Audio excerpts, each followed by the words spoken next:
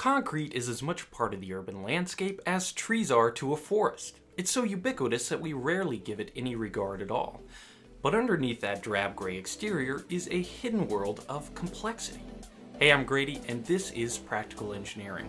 On today's episode, it's Concrete 101.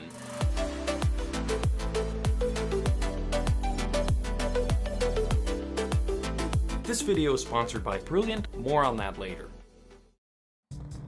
Concrete is one of the most versatile and widely used construction materials on Earth. It's strong, durable, low maintenance, fire resistant, simple to use, and can be made to fit any size or shape, from the unfathomably massive to the humble stepping stone. However, none of those advantages would matter without this. It's cheap. Compared to other materials, concrete is a bargain, and it's easy to see why if we look at what it's made of. Concrete has four primary ingredients: water, sand, also called fine aggregate, gravel, aka coarse aggregate, and cement. A recipe that is not quite a paragon of sophistication. One ingredient falls from the sky and the rest come essentially straight out of the ground. But from these humble beginnings are born essentially the basis of the entire world's infrastructure. Actually, of the four, cement is the only ingredient in concrete with any complexity at all. The most common type used in concrete is known as Portland cement. It's made by putting quarried materials, mainly limestone, into a kiln, then grinding them into a fine powder with a few extra herbs and spices. Cement is a key constituent in a whole host of construction materials, including grout, mortar, stucco, and of course, concrete. A lot of people don't know this, but every time you say cement when you are actually talking about concrete, a civil engineer's calculator runs out of batteries. I'm just kidding, of course, and you can hardly be blamed for not knowing the difference if you've never mixed up a batch of concrete before. Even if you have mixed some concrete, good chance it was in a ready mix bag where all the ingredients were already portioned together. But each ingredient in concrete has a specific role to play, and cement's role is to turn the concrete from a liquid to a solid. Portland cement cures not through drying or evaporation of the water, but through a chemical reaction called hydration. The water actually becomes a part of the cured concrete. This is why you shouldn't let concrete dry out while it's curing. Lack of water can prematurely stop the hydration process, preventing the concrete from reaching its full strength. In fact, as long as you avoid washing out the cement, concrete made with Portland cement can be placed and cured completely underwater. It will set and harden just as well, and maybe even better, as if it were placed in the dry. But you may be wondering, if water plus cement equals hard, what's the need for the aggregate? To answer that question, let's take a closer look by cutting the sample through with a diamond blade. Under a macro lens, it starts to become obvious how the individual constituents contribute to the concrete. Notice how the cement paste filled the gaps between the fine and coarse aggregate. It serves as a binder, holding the other ingredients together. You don't build structures from pure cement the same way you don't build furniture exclusively out of wood glue. Instead, we use cheaper filler materials, gravel and sand, to make up the bulk of the concrete's volume. This saves cost, but the aggregates also improve the structural properties of the concrete by increasing strength and reducing the amount of shrinkage as the concrete cures. The reason that civil engineers and concrete professionals need to be pedantic about the difference between cement and concrete is this. Even though the fundamental recipe for concrete is fairly simple with its four ingredients, there is a tremendous amount of complexity involved in selecting the exact quantities and characteristics of those ingredients. In fact, the process of developing a specific concrete formula is called mix design. And I love that terminology because it communicates just how much effort can go into developing a concrete formula that has the traits and characteristics needed for a specific application. One of the most obvious knobs that you can turn on a mix design is how much water is included. Obviously, the more water you add to your concrete, the easier it flows into the forms. This can make a big difference to the people who are placing it. But this added workability comes at a cost to the concrete's strength.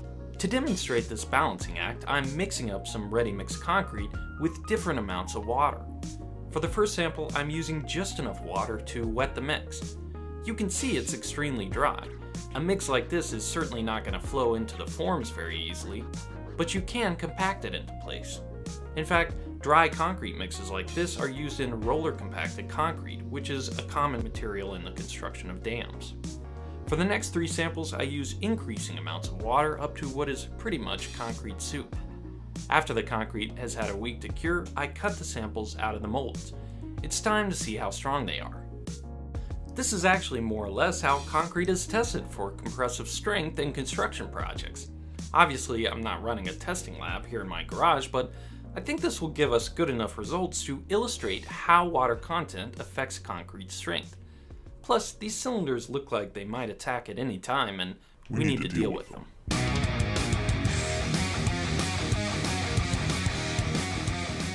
I made 3 cylinders of each mix, and I'll break each one, watching how much pressure the cylinder was applying at the moment of failure. And this experiment was too cool not to invite my neighbors over to help. We started with the samples that used the most water. It was no surprise that it took almost no pressure at all to break them, on average about 700 psi or 5 megapascals. You can see how crumbly the concrete is even after having a week to cure. All that water just diluted the cement paste too much. The next 2 samples used the range of water suggested on the pre-mixed concrete bag.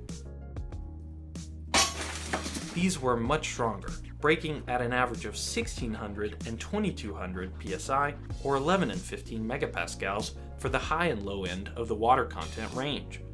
And you can really see the difference in how the concrete breaks.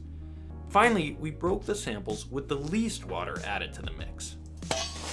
You can see how rough these samples were because there wasn't enough water for the concrete to flow smoothly into the molds. But despite looking the worst of the 4, these were the strongest samples of all, breaking at an average of around 3000 psi or 20 megapascals. On this shot, you can even see the crack propagating through the cylinder before it fails. It just goes to show how important mix design can be to the properties of concrete. Even varying the water content by a small amount can have a major impact on the strength, not to mention the workability and even the finished appearance of the concrete. It's impossible to say just how much I'm scratching the surface here. There is so much complexity to the topic of concrete, partly because it has so many applications, from skyscrapers to canoes and everything in between. In fact, no matter where you are, you're rarely more than a few feet from concrete, a fact that is inexplicably a source of great comfort to me.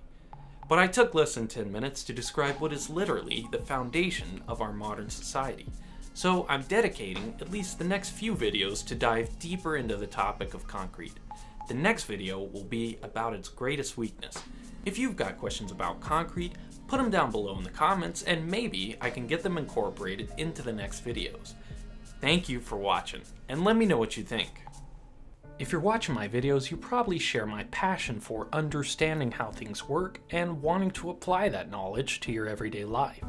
To do that requires not only learning core concepts, but developing intuition. Brilliant is a problem-solving website that teaches you how to think like an engineer. Their courses are designed to help you gain a deep understanding of the topic. I love this one on solar energy that goes into lots of detail on the intricacies of these systems. To get started developing your own intuition, go to brilliant.org/practicalengineering, or just click the link in the description and sign up for free.